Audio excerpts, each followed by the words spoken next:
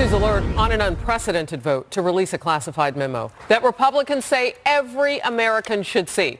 They claim it shows improper use of surveillance at the FBI and the Justice Department. Democrats say releasing that memo could compromise intelligence. And it's just being done to distract from the Russia investigation. Now President Trump has 5 days to object to its release if he wants to. This is Outnumbered. I'm Harris Faulkner. Here today, Sandra Smith, co-host of After the Bell on Fox Business, Melissa Francis, Republican strategist and Fox News contributor Lisa Booth, and on the couch, somebody Sandra knows well. Her co-anchor from America's Newsroom, Bill Hemmer, is here. We spend some time. Not that well. Don't start rumors here. I know. No, it's Hemmer time. Nice to see you all. We love having you. I think it's a great day. I'm very excited for tonight. I'll keep my powder dry. I'll tell you why. Oh, really? You Okay, promise? all right. Okay. Oh, yeah. Yeah, stay Big man. tuned. Let's get to the news. Republicans on the House Intelligence Committee are voting to release a classified memo they say reveals major concerns about abuses of government surveillance powers in the Russia investigation. Now President Trump has 5 days to review that memo. The White House says he will meet with his national security team and counsel to talk about it in the coming days. If he wants, he can object to the release of that memo. But Congressman Jim Jordan believes the president will approve it. I think he'll go thumbs up, let every journalist in the country see it. More importantly, let every American see this memo. If he goes thumbs up, in 5 days it's public, and then the American people can see it, which I think it will speak for itself. It's about transparency. It's about the truth. All about a memo, and now another one. Democrats have their own memo, but it will not be released just yet. House Intelligence Committee ranking member Adam Schiff confirmed the Republicans on his committee have opened an investigation into the FBI and the Justice Department, and he's blasting the decision to release the GOP memo. Sadly, we can fully expect that the President of the United States will not put the national interest over his own personal interest. But it is a sad day indeed when that is also true of our own committee. This is an effort to circle the wagons around the White House and distract from the Russia probe. Bill Hemmer, the memo. Okay, so they took the vote and House Republicans said, let's send it to the president. We agree it should come out. The president says he likes transparency. What happens next? My guess is we see it. My guess is he makes it public. When, I don't know exactly. But the way the clock works, they voted 6 o'clock Monday night, so you got 5 days, so you have up until Saturday. My hunch is it comes out on Thursday of this week. You got State of the Union tonight. You're going to get a lot of drag tomorrow with the coverage that comes after that, which should knock it to Thursday the following. But they won't want to bury it on Friday. Probably not. I don't believe so. The question is, what does the other side have? You know, what story are they cooking up? What sort of leak is there getting ready now in the hopper to be flushed out perhaps later today or tomorrow morning? That we don't know. I think it will be made public. I think we'll see the Democrats' memo a lot sooner than we think. But as for all the other information, yes, I do. Even though it has to go through the same It has to go through the same process. But eventually we're going to see it. And I think we should see it. As for all those pages that they used to draft this memo, I don't think that will go out. I think sources and methods should and will be protected. Yeah. But this is going to contribute a lot. Now, I will say one thing, Harris. Brad Wenstrup, Republican from Ohio, was on with us earlier today. He's on this House committee. He was in that meeting yesterday. He voted yes. The question was, will this put the Russia matter to rest? His answer was no. No. Well, no. The Russia matter to rest, it doesn't bring Bob Mueller's investigation to the end, or the several others that are going on. So, but the Democrat memo, the way that I understand it, Melissa, is something that has to go through these other channels. We know from our own reporting that Sunday night, the FBI Director Christopher Wray took a look at the Republican memo. Democrats, I would assume, would want that same pattern to be followed so that their memo has the same sort of clout, they hope. You know, it's become battle of the memos and battle of the narratives, depending who you're watching, who you're listening to. And I think that they don't have to be mutually exclusive, and that's what a lot of people are missing. You can ask two questions simultaneously that are both very important. One is, were anyone's civil liberties violated? Right. That's a really important question. By anybody. No matter who you are, by anybody. And the second is, we know that Russia is a bad actor. Did any American help them? I think those are at the bottom of both sides, what they're looking at. They're both really valid questions. I want to know the answer to both. And it doesn't have to be Republican versus Democrat, one narrative versus the other. I want to know, was anyone's civil liberties violated? And Did anyone help the Russians? That was the points that Paul Ryan made during the GOP weekly news conference this morning. Point taken, but in response to whether or not we're going to see the Democrat memo, said we have to see the same process play out there. And by the way, I don't hear a whole lot of Republicans saying, pushing back on releasing that memo. Ron DeSantis, for example, 2 minutes ago just tweeted, House Intel should vote to release the shift counter memo, and he goes on to detail why it won't really change things. Absolutely. Well, real quick to Melissa's point, we already know that civil rights, there were already abuses in terms of spying and the use of surveillance under the Obama administration. We know that the FISA court condemned the Obama administration for Fourth Amendment abuses. They also spied on reporters. They spied on senators. Various agencies did. So we already know those things happened. In regard to your question, Sandra, hashtag release the memos. I would add an S to it. Why not see both of them? And if you're the Democrats who you've got Harry Reid formerly, you've got Maxine Waters, all saying that James Comey had no credibility at one point, criticizing the FBI. Right. You would think that they also would want to get to the bottom of political bias at the FBI or potential corruption. Except for yesterday when Eric Holder was tweeting about, how everybody was above board. I'm paraphrasing him, and Comey comes up in that tweet. So, Bill, as we look forward to this whole process, and you talk about, does this put Russia to bed? There are investigations that this, doesn't affect Bob Mueller. And that was one of the And we don't know what he has. Maybe he's already seen half of what's in the 4 pages. Think about it. The imagination runs wild. How far down the line are we in this matter? And we don't have a resolution on it now. Paul Ryan made 4 points. I think these are very important. You're going to hear a lot of this from Republicans in the days and weeks, maybe even months to come. Number one, were civil liberties violated? That was his first question, Melissa. It's a separate matter from the Bob Mueller investigation. It's very important to hang on to as an idea here. And was there malfeasance by some members of the FBI? Point number 3.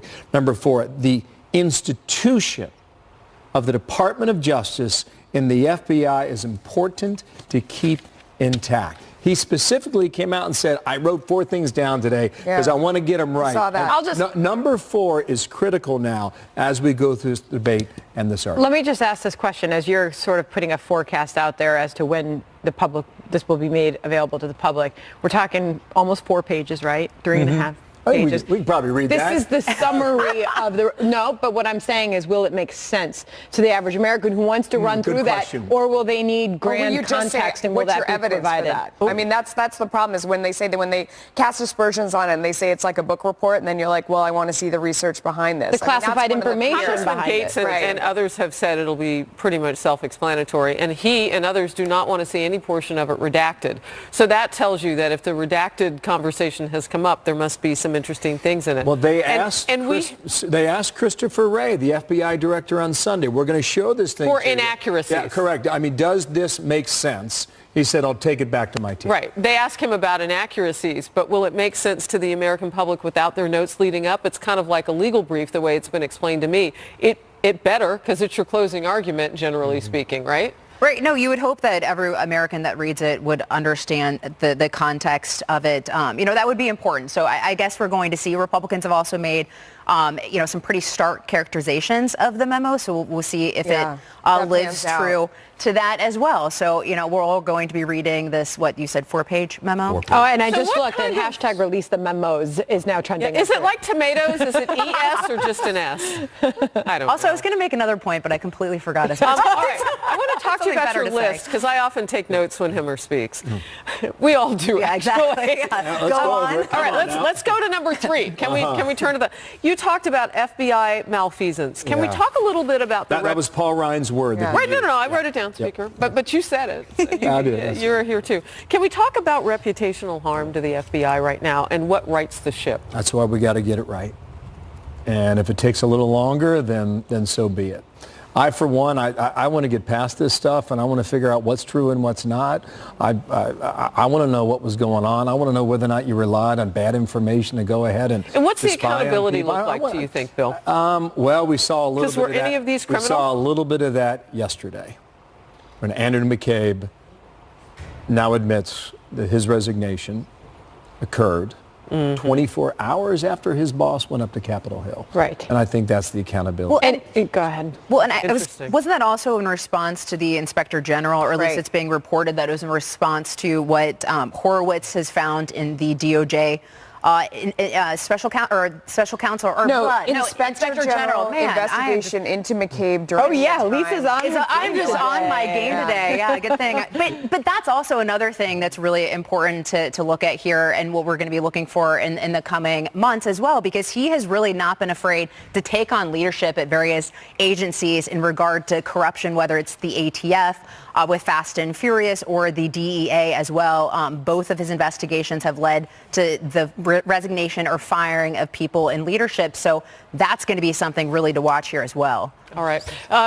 Bill, I know that this won't come up at the State of the Union, but does this story, do you think the president tried, because you talked about timing. You know, I don't know if he makes a reference to it that's sort of oblique. I mean, perhaps that's... He was asked about it yesterday. But I don't think it's written into the script at all. Okay. I would be stunned if it were. All right, we'll move on. Meanwhile, we are just hours away from the president's first State of the Union. We've been talking about it. It's actually my favorite day in politics. I love it when the president says the State of the Union is strong. They all do, don't they?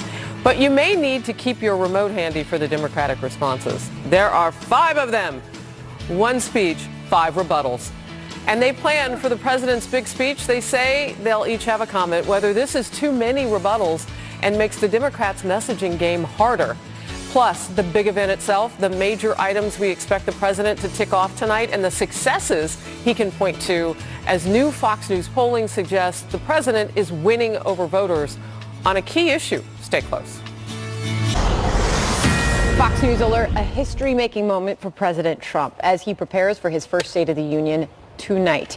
And a big focus of this speech is expected to be the economy. It comes just days before the White House says many Americans will start seeing higher paychecks as tax reform kicks in.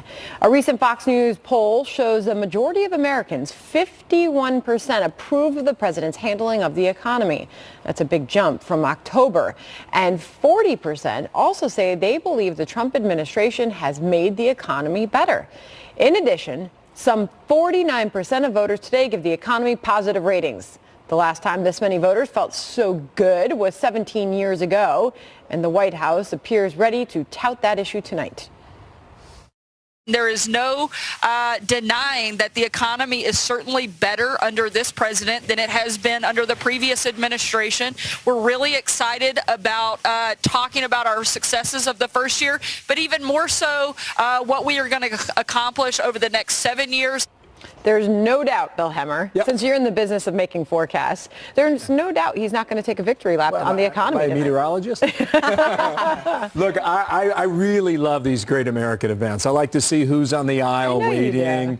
I don't know who will fun, be. Right? That's an interesting question. I love it. Correct on that. Because in the years past, I mean, we've seen people wait for 8, 10, 12 hours. We'll see how many people do that tonight. The other thing, I love to watch the coverage. I love to flip around and just take it all in. And so I really enjoy this night. I thought what Mitch McConnell told Dana Perino yesterday floored me. He said in 30 years of being in Congress, it's the best year ever for conservatives. He said this from a president who 3 or 4 years ago was doing fundraisers for Chuck Schumer in New York City. I mean, just think about that. I fell off my couch laughing when he said changed. that. Yeah, I thought that was so funny. I mean, it was true because they didn't know what to expect from this president. Remember, they kept warning. He was doing fundraisers for Chuck Schumer. He was a registered Democrat. He voted this way and this. He's changed his stripes. We don't know. And for Mitch McConnell now to say that of his time, 2017 was his best year and the best year for conservatives, and we haven't seen this in 30 years. But still, that's meaningful. Kevin McCarthy, still, even in this environment in which you are discussing, Kevin McCarthy he's forecasting protests tonight. Listen to this warning. I wouldn't support that during a time when President Obama was in. I wouldn't support it now. I think our country is better than that. And people can have disagreements, and our whole government is designed to have compromise. But have a debate. And I don't think tonight is a night to play political games. I think tonight's a night to listen and have respect. Melissa, you were having a strong that response. proves the point, because when I saw Kevin McCarthy say that, I went, now I know why Nancy Pelosi is so upset. Now I know why. If Mitch McConnell and the Republicans feel like 2017 was the best year ever, then you can see why Democrats are so hysterical and why Nancy Pelosi is going out at every turn and saying, there's only crumbs for you. I love crumb cake. Armageddon, I don't know about kid. you. Armageddon Right? coming your way. They're hysterical. So I do think there will be But protests. I think most Americans are clearly feeling that if this is what Armageddon looks like, then bring it on, because we've had so many companies say that they're going to bring investments here, new jobs for Americans. They're investing in their employees. They're passing those savings down to customers. So if this is Armageddon, then bring it on. Yeah, but these members of Congress who are protesting, they look like children. And I love the juxtaposition between that and the adults in the room and the Republicans who have brought real changes that are going to affect Americans' lives. And we've already seen the generic ballot change, I think, as a result of the tax reform law, because Americans are going to see more take-home pay, and they're also seeing these changes with businesses investing in America. It's really amazing because there's not a strong way to argue that this is not a strong economy. I mean, we just cited off all the numbers of statistics showing Americans are feeling not better without lying. Their you income can care make about stuff up, I guess, the if you tax want cuts, but to. still Democrats are now, they're saying this is because of President Obama. Who's going to applaud? Trump's who's going to predecessor. stand? Who's going to sit on Yeah, their all hands? the pomp all and that stuff I want to watch. I tell you, that House gallery is electric when you have a joint meeting. Okay? It is. 2 years ago, Benjamin Netanyahu was there, and I had the good fortune to be in the gallery up behind him. Very cool. Just to hear that room, when people stand and applaud, it really is, it's special. It's unique, and it's something that's... Now I want to know where you're watching this tonight. I know. I want to be... I believe in memory, if memory serves, there are 400 seats in the gallery, and I was just lucky enough to get in the media section for that. But if you're one of those 400 people, this is really an American moment that's special. Republican, Democrat, doesn't matter. Agreed. He should And there's talk a lot of about the messaging economy. that goes on. People bring their guests. They do whatever they want to do. But as Melissa's saying, in terms of elections have consequences. The memo coming out, elections have consequences. I mean, that's what you're looking at. And so I want Democrats are tickets to seeing the this viewing play out. party at Shea Hammer. Yes. Seriously. Let's just crash it. Let's show up. What's You he going to talk kick about- us out? Yeah, where are you going to be? You talk about whether or not there'll be, just my last word on this, you talk about whether or not there'll be, a counterpoint from Democrats on point with the economy. Laura Trump told me yesterday, it's the Trump bump. That's what they're calling it within the family of the next time around, the midterms, 2020, whatever. And I don't know what the hashtag back from Democrats would look like, but that's what they're calling this economy. Meanwhile, there will be no shortage of Democratic responses, in case you like that sort of thing, to the president's address. There's so many of them. The Democrats are planning 5 lawmaker rebuttals to the State of the Union, including one from independent Senator Bernie Sanders, because he votes usually Democrat, fueling speculation he may make another run at the White House in 2020. And Democratic leaders are turning to a famous name to be their official rebuttal in chief. Congressman Joe Kennedy, the third of, yes, those Kennedys. He may be little known outside his native Massachusetts, but the rising Democratic star is stirring up a lot of excitement among his party's base. Says a top Democratic official in Texas of a Kennedy appearance in the Lone Star State. He gave a powerful speech that was about us. I've never been in a room when Democrats where no one left, no one moved, no one talked. It was quiet. But the young Kennedy has his detractors who say Democrats are making a big blunder with their choice of him, saying the Washington Examiner, quote, making Kennedy the primetime face of the party is a clear mistake. None of the ideas and none of the experience of the Massachusetts liberal will resonate with an electorate outside the Cape Cod Bay Area. Somehow Democrats still cannot understand this ahead of the midterm election, suggesting they still have not grasped the lessons of 2016. Bill Hemmer, what happened? What? I got it. Right on. The book. Yeah. I got it. Look, I think it's a great opportunity for the congressman. It's a great moment to make 5 your mark. of them? I just don't think it really matters because the whole world is wrapped around Donald J. Trump right now. Yeah, but is this... what he says and what he does and what he decides. I mean, it's his world at the moment. Now, if you want to drink Poland Springs. So Lisa, I think it matters. I was just going to push back and say maybe it's good to have some young blood, a new face to be seen for the not just Democratic Kennedy, Party. but there are 5. And if you look at the picture, one of them is not young blood. I think it... At least. I think it matters because what is the underlying message from the Democratic Party? Who knows? Because there's 5 different messengers of whatever that message allegedly is. So I think it demonstrates the divide in the Democratic Party, still reeling from losing, something like 1,000 seats, whether it's from the statewide, local elections as well, congressional, et cetera, et cetera. So they've suffered great losses, especially the loss of Hillary Clinton in 2016, still trying to figure out what they represent. And the biggest problem for the Democratic Party, you've got Nancy Pelosi trying to say that the tax reform law is crumbs. They wanted to make this election about the economy, but now that's very difficult. I would add more food to the food fight and say it's throw all the spaghetti at the wall and see what sticks. Just send them all out there and see who people are talking about the next day. So Brett Mayer sent out an email a little while that we all read, and he said, well, technically there's 6. I mean, 5 politically, and he says that celebrities on the West Coast will also kind of be doing their own rebuttal, whether it's in an article, whatever they do. So see what gets traction the next day. I mean, see what gets buzz. Because after all, we know in this day and age, it is not necessarily about what's live at the moment. It's what goes viral the next day. All right, Hammer. So somebody says something afterwards tonight, you see where it goes, see what gets traction. Whether you love this president or hate this president, no one's going to be talking about anyone but the president tomorrow. That's probably true. That's what Sarah Sanders said at the lectern at the White House press briefing. She said, I don't know what you're talking about. It's must-watch TV. He doesn't get any coverage. Just kidding.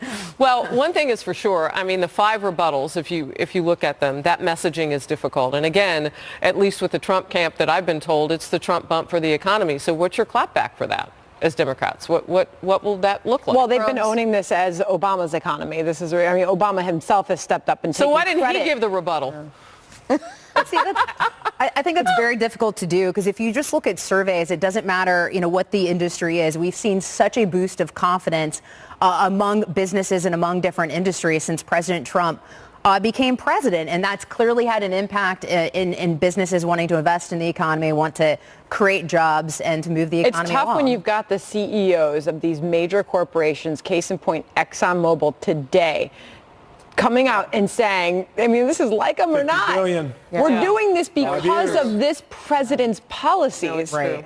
How do you stand up and fight back against that? It stacks up. I mean, we're up in the hundreds now of companies that are either investing, changing, giving back to their employees, raising wages, relocating manufacturing. Companies where the CEOs clearly hate the president and have been vocal about it in the past. But you have to, when you're running your company, you have to tell people what's going on, tell your shareholders what's happening, and you can't paint that one color or the other. Yeah, it's so interesting. I remember you saying that it isn't just about Wall and Broad, it's when the rest of everybody else starts to feel it.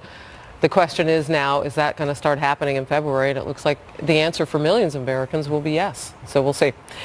Keep it right here all day for comprehensive coverage of the president's first State of the Union address. Of course, we will bring you the speech live at 9 p.m. Eastern.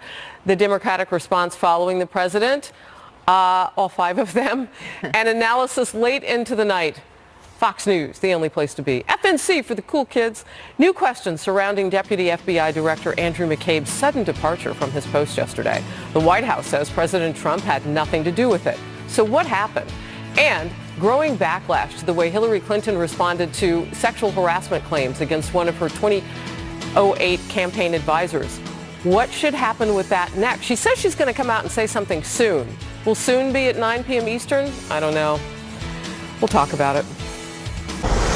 The White House reacting to the news that FBI Deputy Director Andrew McCabe has stepped down from his post, saying President Trump had nothing to do with that decision.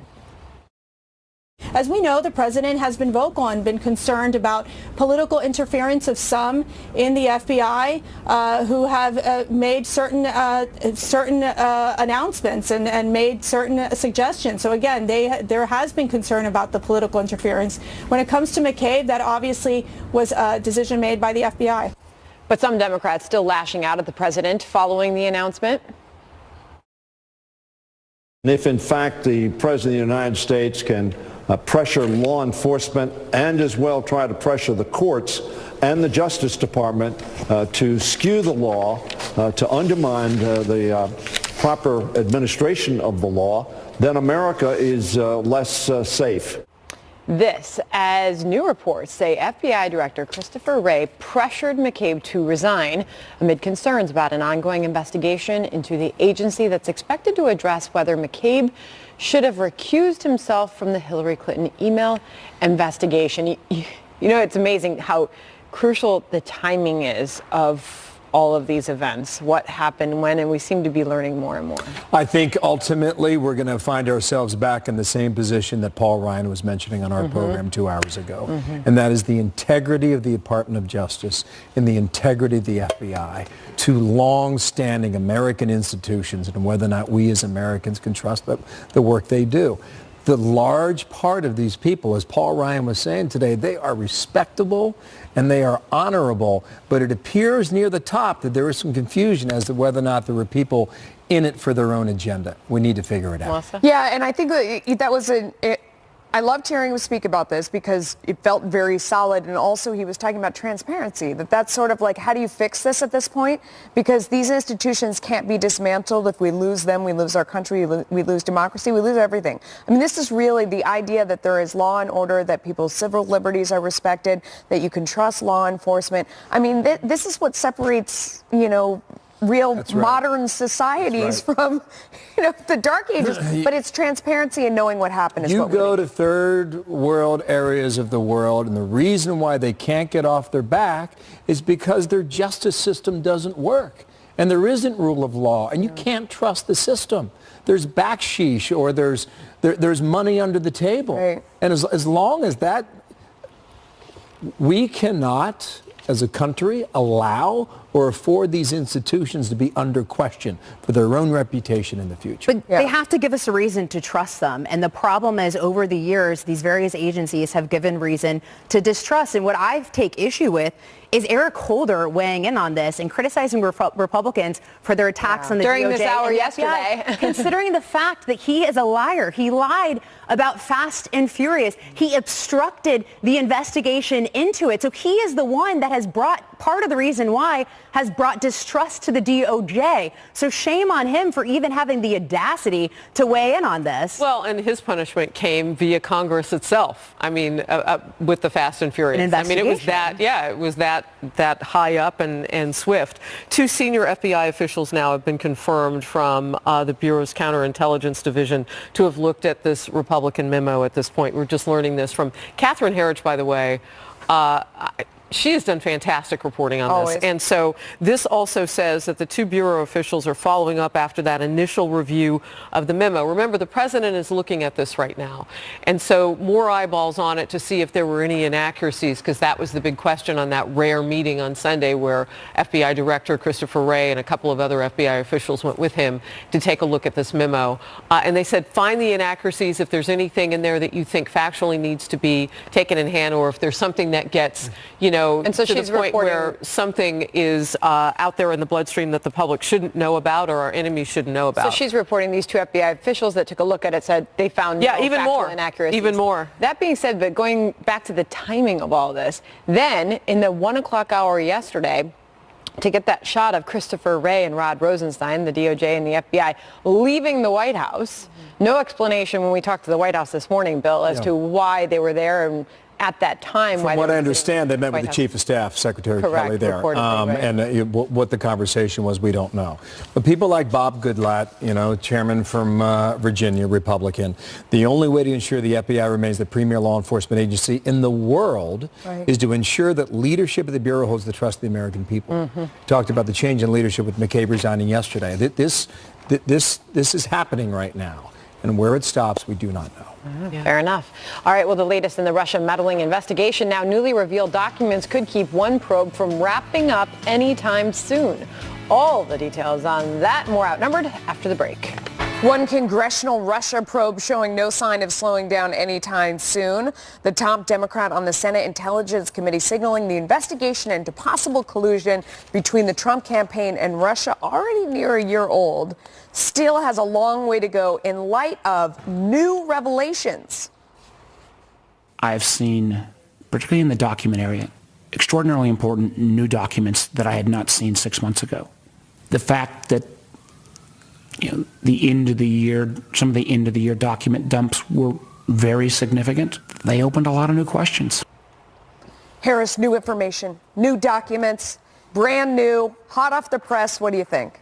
Well, you know, I'm with Bill on this. I think that full transparency is always good. I think we've actually gotten into the zone where the American people can kind of look at this and say whether or not they care. And they can say what they believe and what they don't. So I'm actually all for just put it all out there. And if you have the evidence, because isn't that what we're looking for now? Apparently they have new evidence. All right. If you have the evidence, we definitely want to see it this many months and this many millions of taxpayer dollars in. What is it? To your point, here's what Sarah Sanders said about how the American people feel about all this. The only thing that the president has applied pressure to is to make sure we get this resolved so that you guys and everyone else can focus on the things that Americans actually care about. And that is making sure everybody gets the Russia fever out of their system once and for all, that you're all reminded once again there was no collusion, and that we can move forward to focus on things like national security, the economy, and solving the immigration crisis that we have here in our country. Is that possible for the press corps to move past Russia? I don't know. I think it's like seeing year 2025.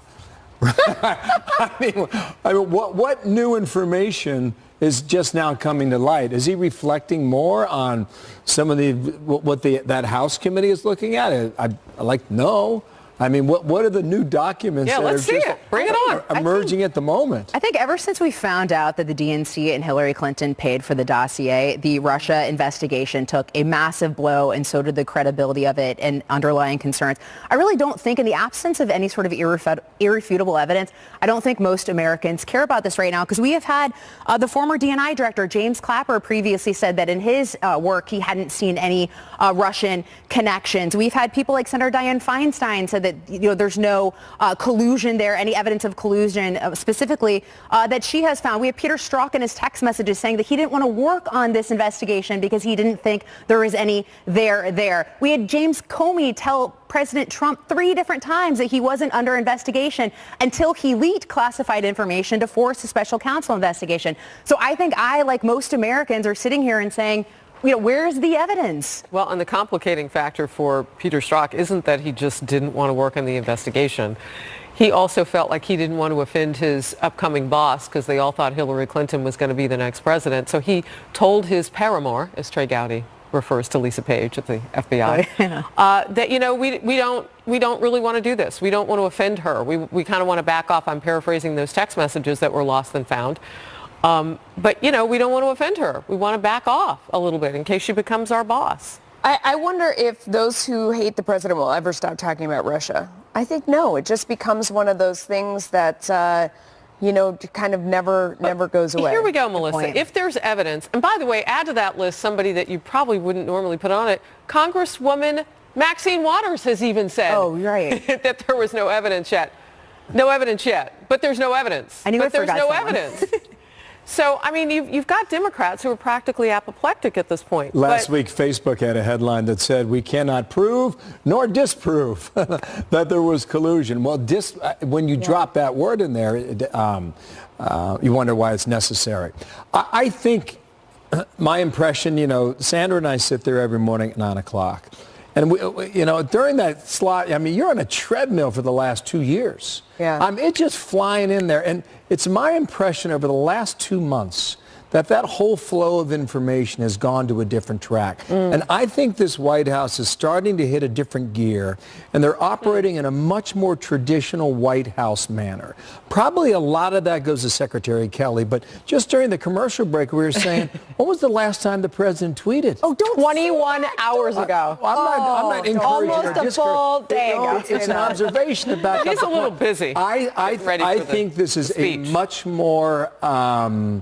I think it's a different White House. I think it's much more traditional based on what we're used to. That, we don't really want to do this. We don't want to offend her. We kind of want to back off. I'm paraphrasing those text messages that were lost and found.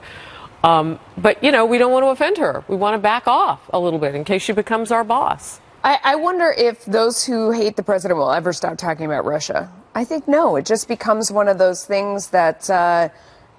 kind of never goes away. Here we go, Melissa. If there's evidence, and by the way, add to that list somebody that you probably wouldn't normally put on it. Congresswoman Maxine Waters has even said that there was no evidence yet. No evidence yet. But there's no evidence. I knew but I there's forgot no someone. evidence. So, I mean, you've got Democrats who are practically apoplectic at this point. Last week, Facebook had a headline that said, "We cannot prove nor disprove that there was collusion." Well, when you drop that word in there, you wonder why it's necessary. I think my impression, Sandra and I sit there every morning at 9 o'clock. And, during that slot, I mean, you're on a treadmill for the last 2 years. Yeah. It's just flying in there. And it's my impression over the last 2 months that whole flow of information has gone to a different track. And I think this White House is starting to hit a different gear, and they're operating in a much more traditional White House manner. Probably a lot of that goes to Secretary Kelly, but just during the commercial break, we were saying, when was the last time the president tweeted? Oh, 21 hours ago. I'm not encouraging almost or a full day ago. It's an observation about He's a little busy. I think this is a much more... I think it's a different White House. I think it's much more traditional based on what we're used to watching and observing. You have your coffee at 8, you got your meetings at 8:30, at 9 o'clock, and then the day advances. Because it would be really good for our show. Maybe except for all those tweets about sitting down with Robert Mueller. For so long. I mean, the news cycle was clicking very hot and fast at 6:30 in the morning, and that slowed down for now. Except for the presidential tweets about sitting down with Robert Mueller. We don't know what Mueller has. Okay. We don't know what that will look like if he will, in fact, sit down. His attorneys are working on that. I mean, there's still some ground to go. And the question is, will Democrats let it go, Melissa, if there is no evidence and they move on from all of these investigations? Well, they'll have to. No. All right, when Hillary Clinton was running for president in 2008, she chose not to fire a campaign staffer accused of sexual harassment. Now her former campaign manager is speaking out, saying she urged Clinton to fire him, but she was overruled. When you run an organization, your first instinct is to protect people, and I wanted to protect my team. I wanted to protect this young woman. Where are you going?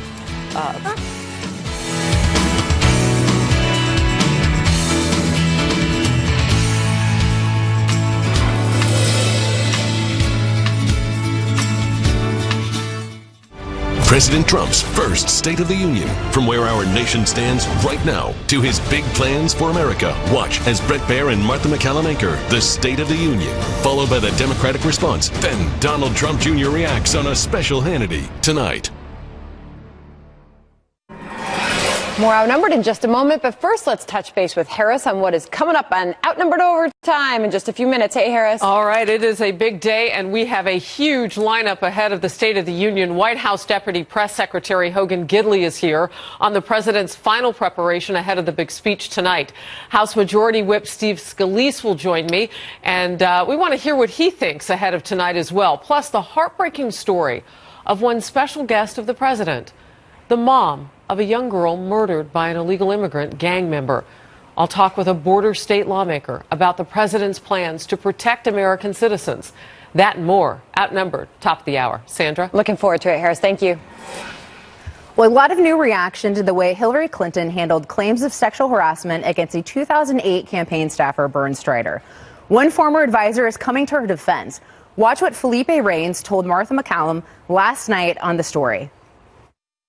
Secretary Clinton never questioned whether what Mr. Strider did was wrong or not. But there was obviously a debate within the campaign about whether or not he needed to be fired. No, frankly, Why there's no was he debate. not The campaign. Fired? I mean, he was doing creepy things. She's out there, as a huge advocate for women and girls every single day.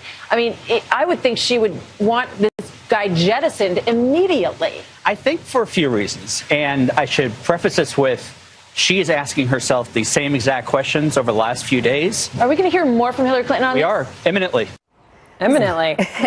His comments came on the same day Clinton's 2008 campaign manager said in an interview that she had urged Clinton to fire Strider, but that didn't happen. Take a listen to this. My recommendation to the senator was to fire him, and I was overruled. It was the wrong call. I wish she had said it was the wrong call. I wish she had said, having to do it over, I would have fired him. And yet you hear crickets. Right. Bill, so Hillary Clinton has faced severe blows to what was left of her credibility. The loss of the election, the criticized book tour. Al Franken, her husband's name, came up in that discussion as well. And now this. Is she completely done politically? I don't know if she's ever going to run for office again. I mean, does she have influence? Yes, and will for a very long time. To what degree, I'm not sure. But I was watching that segment last night with Martha. Martha was tough. Yes. I was looking at my Twitter feed waiting for a response from Hillary Clinton. Yeah. When you say imminent at 7:30, 7:40 at night, whatever time it was, I thought by 8 o'clock that she was getting ready to do an interview or make a statement or put something out. The other thing I think is critical is that what he said is that she's asking herself these same questions. Well, this is a bit of a redo right now. Yeah. They're getting a second chance, but I have yet to see her respond. No, I was going to say, it's a little late to be asking herself those same questions. I mean, to be asking, but why would I keep this person around? Why do I need this person? If he's off doing creepy things, somebody's suggesting to you that you trust at the top of your campaign is saying fire him, and you don't. Now she's asking herself questions about this? I mean, Howie Kurtz made a good point earlier on America's Newsroom, and he said this was the same trend with her during the election. She would not respond. She would let a lot of time pass. It would, whatever the issue was, it would bubble up, get out of control, and then she would address it. She doesn't get out ahead of this. See, I think there's been a larger blow to the feminist left the left who try to claim the feminist mantle, because you have this with Hillary Clinton, who tried to latch on to the Me Too movement, tried to present herself as a defender of women. You've got Kirsten Gillibrand, who embraced Bill Clinton when it was politically expedient and then rejected him when it was no longer. And then you've got Susie Tompkins Bell, who donated money to Lisa Bloom in an effort to bring forward Donald Trump accusers and also to pay them and to help their legal fees. But then she criticized Kirsten Gillibrand for calling for Al Franken to step down. So I think we've had a series of blows to the Democratic left, to those women. But I think that's to different women in the party. I think young women and young female Democrats get it. And they didn't like Hillary because they did know and remember what she had done to vilify the people that were ultimately her husband's victims, to stand by him. That's not a choice a lot of young women would make these days. I don't think she's been a hero to feminists. I thought one of the big reasons he came on last night was to soften the beachhead to get ready for this statement. More Outnumbered in just a moment. We'll be right back.